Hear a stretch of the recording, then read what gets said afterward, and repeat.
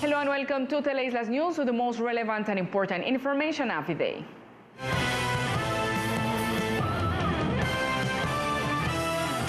The departmental ESA described as positive the start of vaccination against COVID-19 for those over 15 years old on the island. Last Saturday, August 21st, hundreds of young people between 15 and 17 years of age arrived at Clarence Newell Hospital to be immunized against COVID-19 with the Pfizer biological after the national government enabled vaccination for this population. This Saturday, we began a great campaign of vaccination with young people between 15 and 17 years of age. We vaccinated approximately 197 young people of these ages without any comorbidity. Unfortunately, today we began to suspend the vaccination campaign with this population since we ran out of the biological Pfizer. We will pick up this vaccination campaign as soon as we receive these biologicals. We will be giving notice through the different channels so that these young people can approach the hospital and continue with their vaccination schedule. The departmental hospital is the only vaccination point authorized for this population, which as a requirement must carry their identity card on the day they will be vaccinated.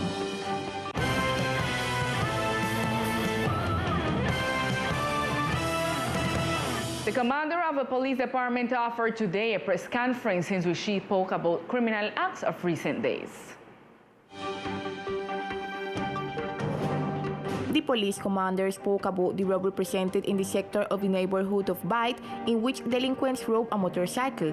The commander said that the vehicle was recovered and that they are in the process of investigation for the capture of the person involved in the robbery. Fundamental para presentarle a nuestra comunidad que inmediatamente. It is essential to present to our community the information that immediately when the Departmental Police Command had knowledge of what happened, a special group was formed where we had some units of the intelligence service joined together with criminal investigation personnel and of course a tactical team with which we had added institutional capacity to deploy a series of activities that allowed us to reach through a monitoring of video cameras and contributions from the public that led us to the site of the robbery, citizens that led us to the site where the motorcycle was. The commander made the official delivery today of the motorcycle to the wife of the victim of the thief, who thanked the police department for its work. The commander also gave a report of how many were the captures achieved during the week. In total, there were 6, among which are 1 for assault on public servants and another important capture for the double homicide presented in the month of July in a barber shop in the schoolhouse sector. Asimismo, también es fundamental presentar para este comando de departamento. It is also essential to present the capture of alias Camilito. This is a criminal actor of the Cliff sector who is allegedly responsible for a murder and a blood event that occurred on July 3rd in the sector of Schoolhouse.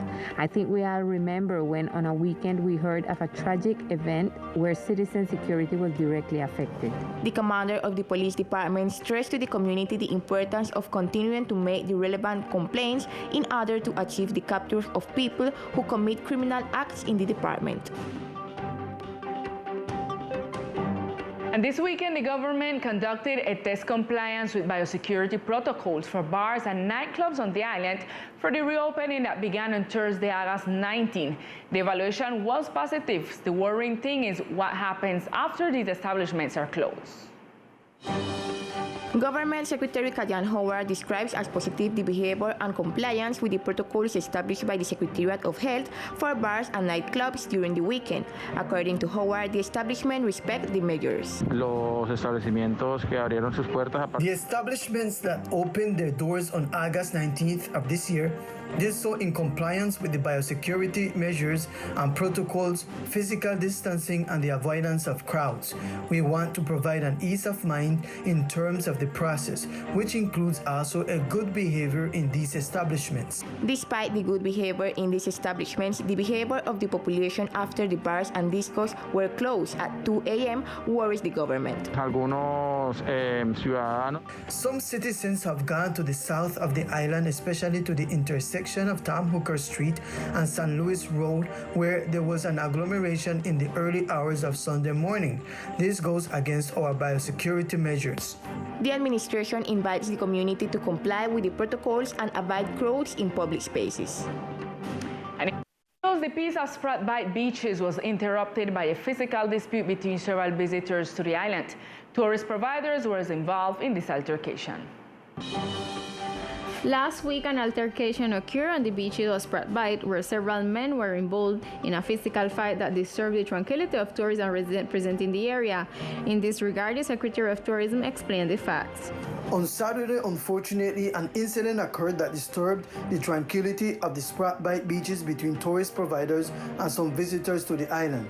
Likewise, the Secretary of Tourism indicated that pertinent investigation will be made regarding those involved in the altercation. We are coordinating with the Tourism Police, the Government Secretariat, to check whether these providers have permits or not, where we will make the necessary inquiries so that these unfortunate situations do not occur on the island. The residents who were part of the altercation has been identified by the island authorities and will be informed as to what will happen to them. The person found dead last Friday, August 20th, in the area near the Bight neighborhood was identified as James Brown. Yesterday, the body was identified by prosecutor's office and handed over to his relatives. It seems that the death was the result of a heart attack. At this time, we're in contact through phone with her anchorwoman, Millicent in Old Providence, to know all the details and news events of this municipality. Millie, good evening.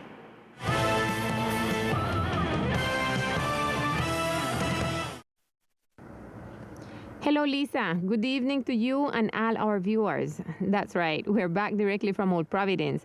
Well, as we know it, the conditions are not the best, but we're doing all we can to stay connected and continue reporting on the municipality. But in the meantime, I will accompany you through phone calls. With that said, Operation Black Crab for the environmental restoration of Old Providence is progressing on different fronts. The Director of Marine and Coastal Affairs gave an overview of the work done so far.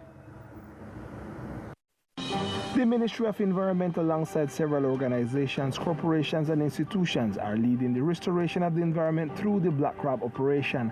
Given the challenges, the report to date is positive, with 250 families linked to an economic incentive scheme for conservation. These families help us in cleaning actions, nursery actions, planting actions, clearing the canals, and each one of these families also receives an economic incentive of 500,000 pesos per month, which is also useful for their economic reactivation. Coralina was also assigned a project worth 4,200 million pesos for tree planting. This will allow us to plant around 30,000 trees here in Old Providence before the end of the year, which is an unprecedented planting. We will also receive a support of 600 million pesos for the green businesses that we have in Old Providence. The underwater area will also have its part with the planting of corals. 500,000 corals will be planted between San Andres and Old Providence. So within the operations report, there are many things that have already been done, and we still have many things to do, such as the recovery of the red mangrove, which was very affected, or the recovery of the freshwater bay beach. A work alongside the mayor's office is expected to solve the two latter problems.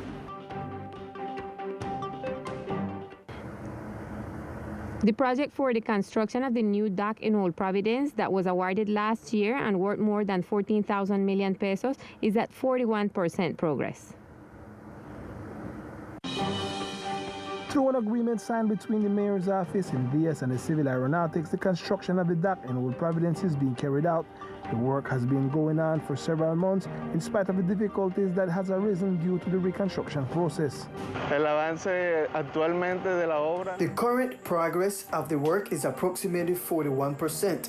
We are installing the profiles for the platform or concrete slab, which will have an approximate thickness of 25 centimeters, and we are in the construction stage of the viaduct. The work for the improvement of the port infrastructure is not without difficulties. The delays we have had are due to the movement of vehicles when unloading and the ships when they are unloading. We cannot do the work on site since it affects us with the machinery we are using. Finally, the work, which began in June, will take 7 months to complete. Aproximadamente para diciembre ya estaríamos la ejecución como tal. Approximately by December, we will have the execution or the completion of the project. And secondly, the expansion of the dock will take an additional 4 months. And this has been all for the moment for this section. Lisa, you can continue with more information on our sister island. Thank you, Millie. In a few moments, we will return and let's go continue with cultural news. This Monday, August 23rd, the launching of Freestyle 2021, the book fair of San Andres, will take place with the participation of 2 oral narrators of great trajectory, Kiko Cadaval from Spain and Aldo Mendez from Cuba, within the framework of the activity called Thinking Rondon. This event is based on the exchange of cultures and knowledge about the millenary art of storytelling as a tool to tell their own stories, the tales of the sea and the archipelago. It is also an excellent opportunity to find out what's this new year at the San Andres Island Book Fair, which will be held from September 22nd to the 26th on the island of Providence. Tomorrow will be held in the department the regional Freestyle Dragon, which is a high-performance freestyle competition that will take place at the national level in Cúcuta and international in Peru. The idea of this meeting is to choose a representative of the island who will travel to this city to compete for a place in the international. It is worth mentioning that this competition gives the points to be in the Colombian Freestyle League. With these pieces, they seek to generate support for the musical culture on the island.